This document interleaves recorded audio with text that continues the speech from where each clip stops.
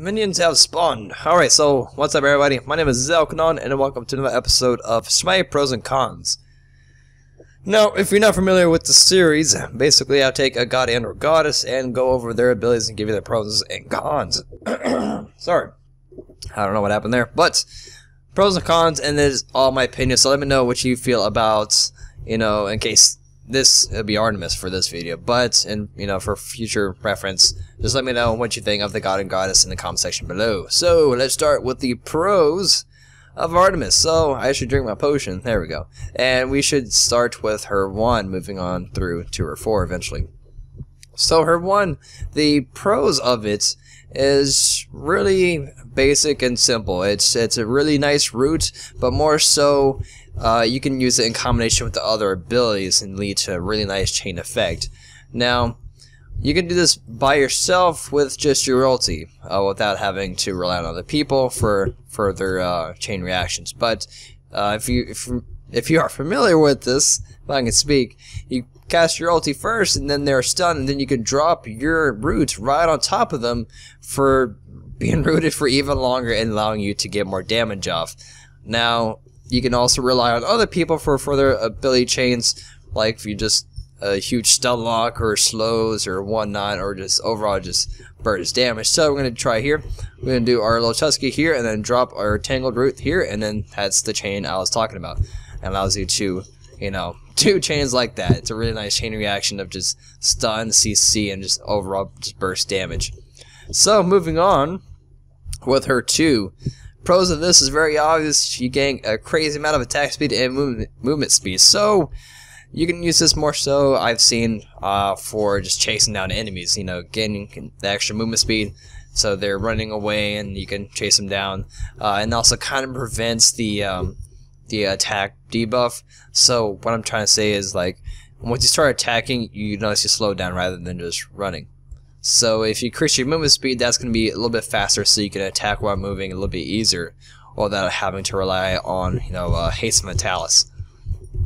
So that's pretty much all the pros of that. Just a really nice burst damage to, complement her already burst damage with her passive.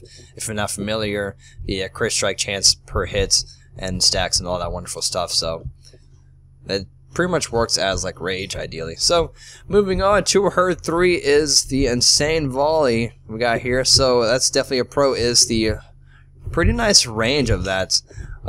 So you can allow it to poke really far distance and keep your distance between other people. Very simple. Also doing a nice slow of 25%. So as you saw before, you can chain your abilities together. So ulti, root them, drop your volley on top of them, so when they try to run away, they're going to be slowed. You can next, after that, use your 2, increase your movement speed and attack speed to further chase them down and do a lot of damage. So her abilities work all really well together. So that's pretty much all for that. It's just the insane poke damage.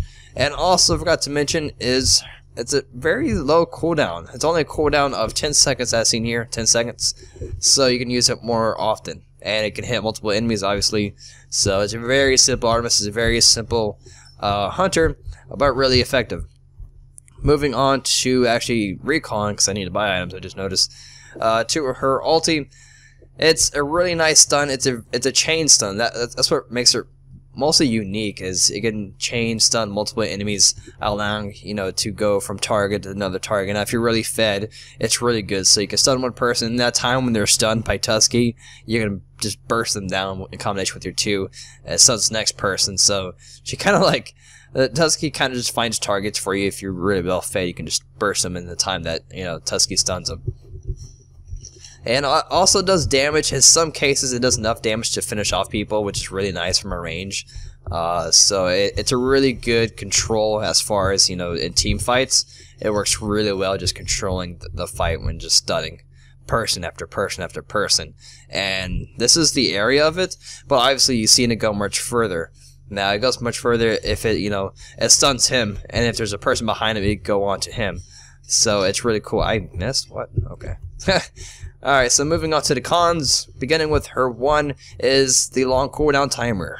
And overall, she does consume a bit of mana if you rely on your abilities too much. So, As you see here, what I'm talking about is 18-second cooldown. That's quite long, and it doesn't do that much damage. That's pretty much only cons of it, but that's obviously to keep it from being too OP. But the only thing is the long cooldown timers. So we're going to recall back and kind of recoup with our mana loss, and we're going to go to her 2 as far as cons. Not much conish about it besides the cooldown. It's the same cooldown in the beginning as her fate, but it does shorten up nicely after a while.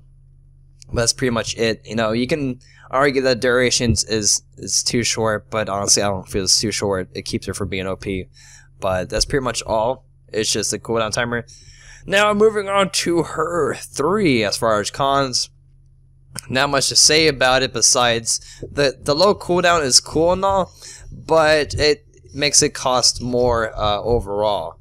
So it's a kind of, it works kind of as like a pro and con having the short cooldown timers, but that's pretty much it. If you rely on it too much, obviously it will cost you quite a bit of mana.